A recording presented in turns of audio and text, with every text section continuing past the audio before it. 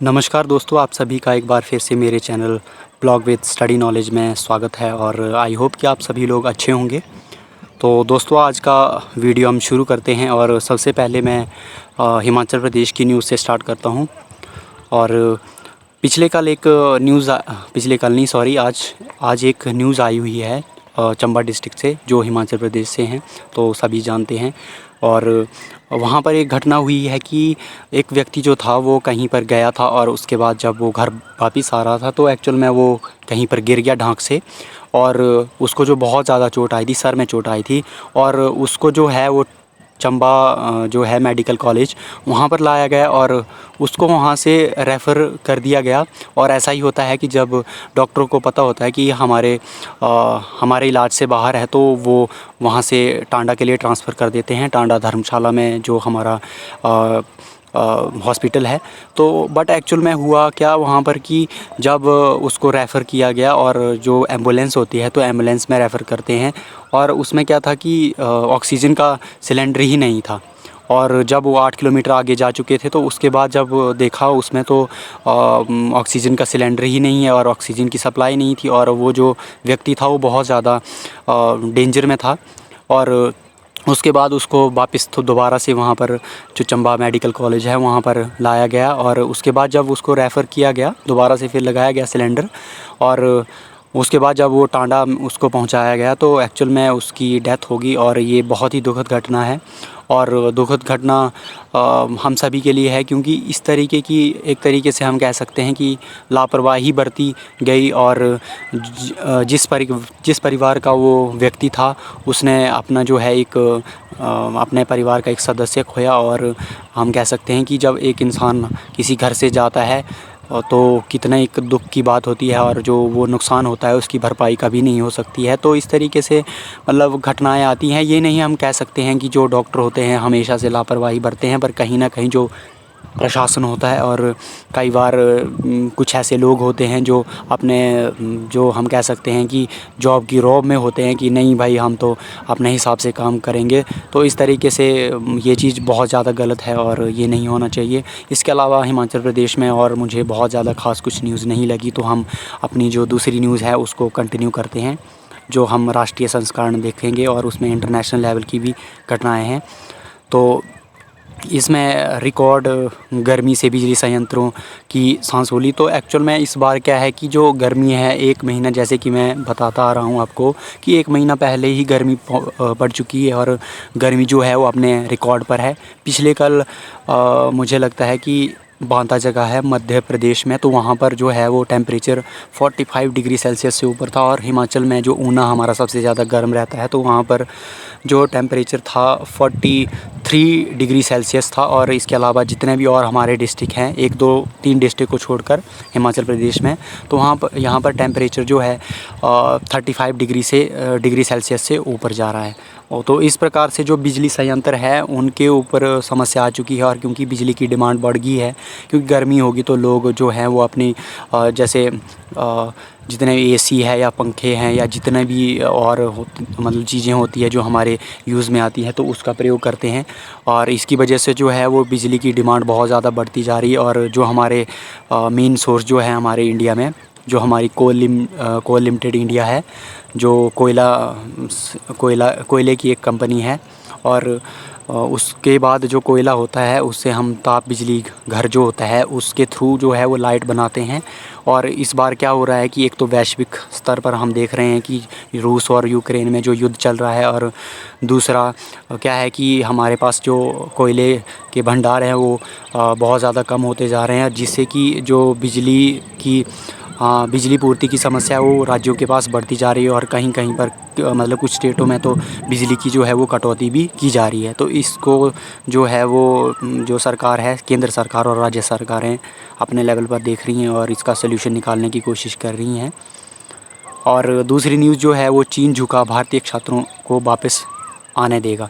तो ये क्या हुआ था कि जब चीन में 2019 में सबसे पहले कोरोना का केस आया था, तो उसके बाद जो है वो चीन ने जो यहाँ पर भारत में छात्र थे उनके ऊपर प्रतिबंध लगा दिए थे, जो वहाँ पर स्टडी करते थे किसी भी फील्ड में, तो उनके ऊपर प्रतिबंध लगा दिया था। बट अब चीन मान चुका है, क्योंकि भारत की जो भारत का जो विदेश मंत्रालय है उसने उनके साथ बातचीत की है और शायद कुछ सकारात्मक परिणाम आएंगे। और इसमें हम दूसरी महत्वपूर्ण न्यूज़ देखने की कोशिश करते हैं और कुछ करंट अफेयर हों।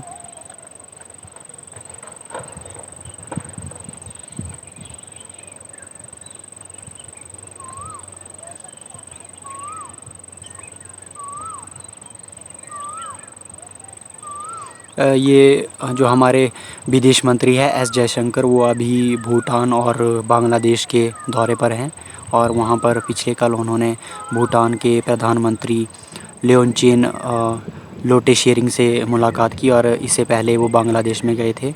बांग्लादेश की प्रधानमंत्री शेख हसीना से मिले थे और वहाँ पर उन्होंने जो है वो वार्ता की है उनके साथ और उनके साथ संबंध जो है वो अच्छे बनाने की कोशिश की है। और बांग्लादेश ने जो है वो इंडिया को जो बांग्लादेश का चटगांव है पोर्ट, उसका यूज़ करने के लिए इंडिया को परमिशन दी है, क्योंकि इंडिया जो है वो जब हम अपने मैप पर देखते हैं लोकेशन में तो वहाँ पर हम देखते हैं कि जैसे हम पूर्वोत्तर जितने भी हमारे राज्य हैं, सिक्किम के साथ लगते हुए जो 7 बहनें मानी जाती हैं, अरुणाचल प्रदेश हो गया, हमारा असम हो गया, नागालैंड हो गया, मणिपुर, मिज़ोरम, मेघालय और नागालैंड। तो यहाँ पर जब भी हम जाते हैं तो जो हमारा पश्चिम बंगाल से होकर एक लोकेशन है जिसको बोलते हैं हम चिकन नेक, और वो बहुत ही ज़्यादा संवेदनशील है, क्योंकि जो वहाँ का इलाका है वो हमारे नेपाल और भूटान और चीन के साथ लगता है। तो इस तरीके से 4 देश जो हैं वहाँ पर सीमा साझा करते हैं। और आप लोगों ने देखा ही होगा कि वहाँ पर जो 2017 में डोकलाम विवाद हुआ था और उसके बाद अभी गलवान घाटी में तो आपने देखा ही वो लद्दाख में हुआ ये घटना है। तो चीन एक तरीके से हमारे ऊपर हमेशा से प्रभाव बनाने की कोशिश करता है और जो अपनी विस्तारवादी नीति है उसको आगे बढ़ा रहा है। तो इंडिया के लिए एक तरीके से ये समस्या है और इसके ऊपर जो है इंडिया जो अपने जितने भी पड़ोसी देश है, नेपाल हो गया, भूटान हो गया, क्योंकि भूटान के साथ इंडिया के बहुत अच्छे रिलेशनशिप है और इंडिया हमेशा से जो भूटान है उसको प्रोटेक्ट करता आ रहा है। और नेपाल के साथ भी अच्छे हैं संबंध अभी सरकार चेंज होने के बाद, और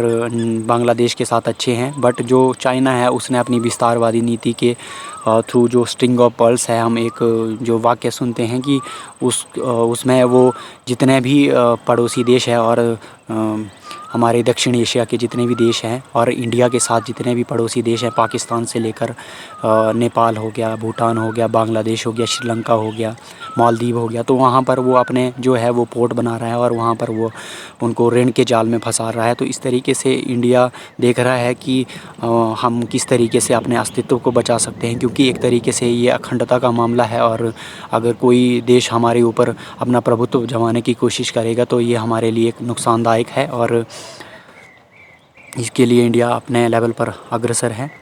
दूसरी इम्पॉर्टेंट न्यूज़ देखते हैं।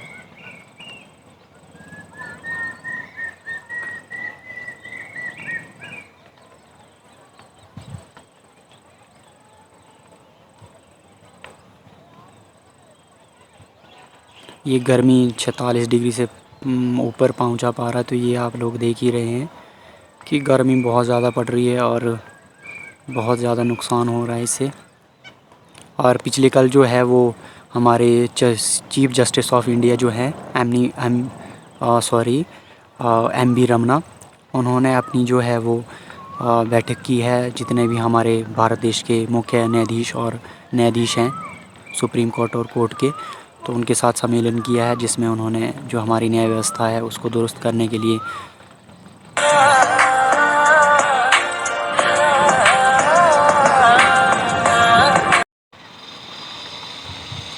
आप लोगों से मैं माफ़ी मांगना चाहूँगा, क्योंकि बीच में थोड़ा कॉल आ गई थी तो उस वजह से थोड़ा डिस्टर्ब हो गया। तो हम दूसरी न्यूज़ पर चलते हैं।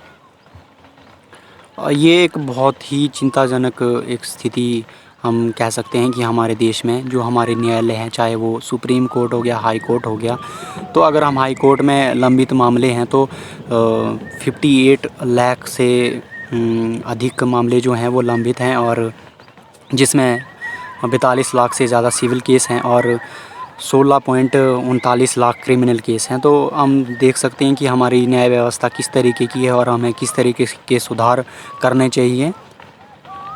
क्योंकि अगर इस तरीके से जब जब भी हमारा कोई केस जाता है तो वो कहीं ना कहीं 5, 10, 15 साल, 20 साल, 30 साल के लिए लंबित हो जाता है और इसके कारण क्या होता है, जो न्याय होता है वो लोगों को नहीं मिल पाता है। तो इस तरीके से हमारी जो न्याय व्यवस्था है भारत की, उसको दुरुस्त करने की ज़रूरत है। अभी देश भर में 4.70 करोड़ से अधिक मामले लंबित हैं और ये उन लोगों के लिए डाटा हो सकता है और फैक्ट्स भी हैं। इसको आप अपने मीन्स में प्रयोग कर सकते हैं, क्योंकि इस तरीके का क्वेश्चन प्री में तो नहीं आएगा कि कितनी संख्या क्या है, बट आप अपने जो आंसर है उसको इम्प्रेसिव बनाने के लिए ये डाटा यूज़ कर सकते हैं। और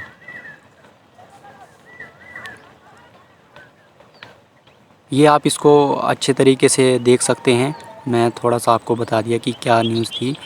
और जो हमारे हिमवीर हैं, जो हमारी आईटीबीपी है, इंडो तिब्बत बॉर्डर पुलिस, वहाँ पर 15,000 फीट की ऊंचाई पर जो हमारे जवान हैं उन्होंने योग को महत्व दिया है और योगाभ्यास किया है, क्योंकि 21 जून को हमारा जो है वो योग दिवस मनाया जाता है। 21 जून को।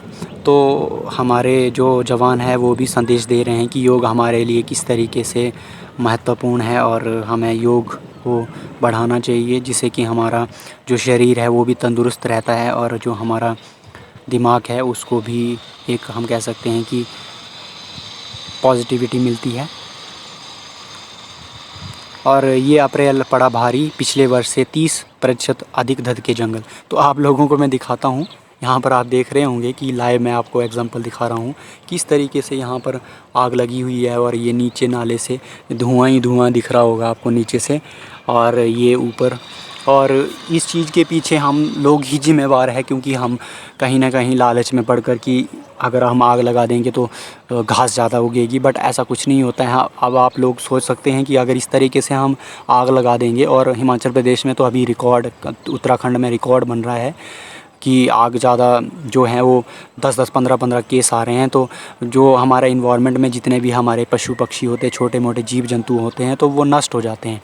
और एक तरीके से ये हमारे लिए ही नुकसान है और हमारे अस्तित्व के लिए नुकसान है, क्योंकि अगर इन्वायरमेंट में अनबैलेंस हो जाता है तो फिर हम सोच सकते हैं कि हम भी जीवित नहीं रह सकते हैं। तो इस तरीके से देख रहे हो आप, मैं जूम नहीं कर सकता हूँ सॉरी, बट आपको दिख रहा होगा कि रेड में जो है ये बिल्कुल आग लगी हुई है और ये नीचे से लेकर ऊपर तक है। यहाँ पर पेड़ है सामने, तो ऊपर तक ही आग लगी हुई है। तो ये घटनाएं हो रही हैं और एक तरीके से ये बहुत ज़्यादा नुकसान है हमारे लिए।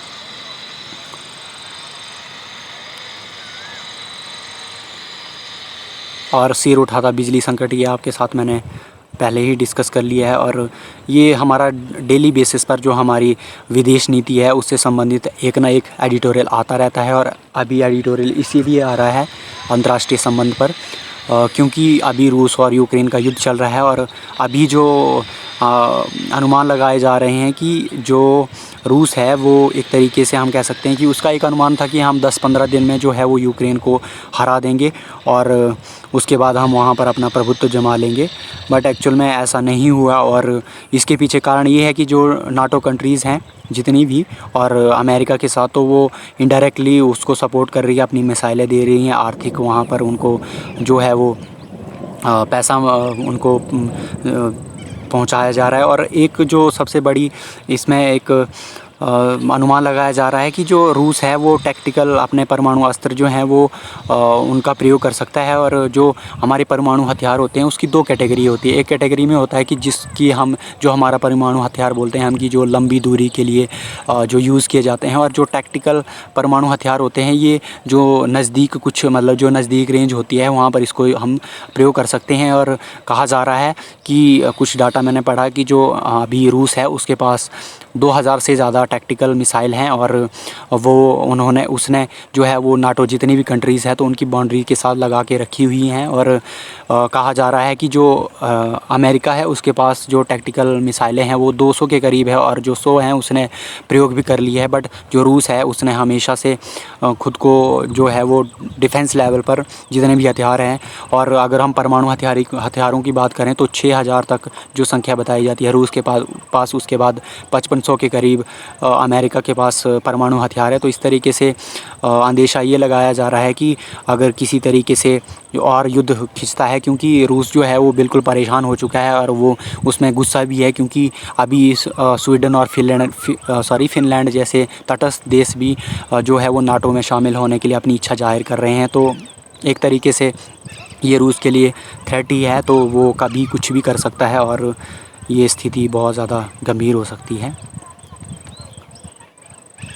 और क्रोध का परित्याग, ये हम सभी लोगों को पता ही है कि हमें जो है वो क्रोध पर नियंत्रण करना चाहिए, क्योंकि क्रोध में कंस और रावण का तो हम एग्ज़ाम्पल देखते ही हैं कि किस तरीके से उनका जो है वो सर्वस्व नाश हो गया था।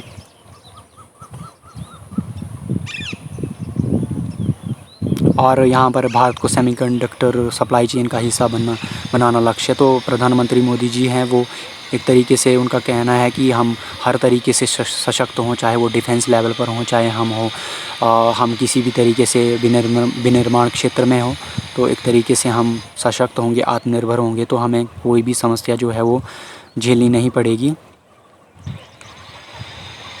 तो ये रूस और यूक्रेन का युद्ध है, उसमें जो है वो दिखाई गई हैं। और पिछले कल जो पंजाब है उसने लखनऊ को हरा दिया है। और अभी गुजरात जो है वो यहाँ पर आप देख पा रहे हैं टॉप पर है 14 अंक के साथ। और पिछले कल जो है वो हमारे पीवी सिंधु हैं, उन्होंने बैडमिंटन एशिया चैम्पियनशिप के महिला सिंगल्स के सेमीफाइनल में प्रवेश कर लिया है और उनका एक जो पदक है वो श्योर हो गया है। और यहाँ पर बॉलीवुड की कुछ न्यूज़ हैं।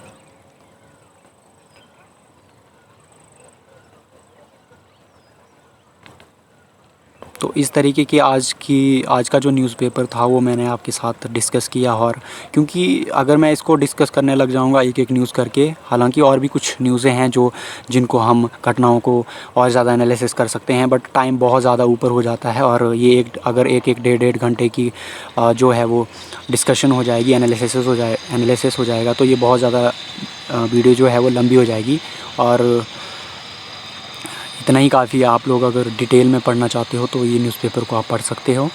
और आप लोगों से मेरा यही निवेदन है कि जो भी व्यक्ति अगर मेरी वीडियो को देखता है और अगर किसी व्यक्ति को किसी भी तरीके से ये हेल्प करती है, तो प्लीज़ मेरे चैनल को सब्सक्राइब कीजिए, लाइक कीजिए और जो है वो मेरे चैनल का लिंक जो है वो शेयर कीजिए, ताकि और लोगों के पास भी मेरी वीडियो पहुँचे। तो आज के वीडियो में इतना ही। धन्यवाद।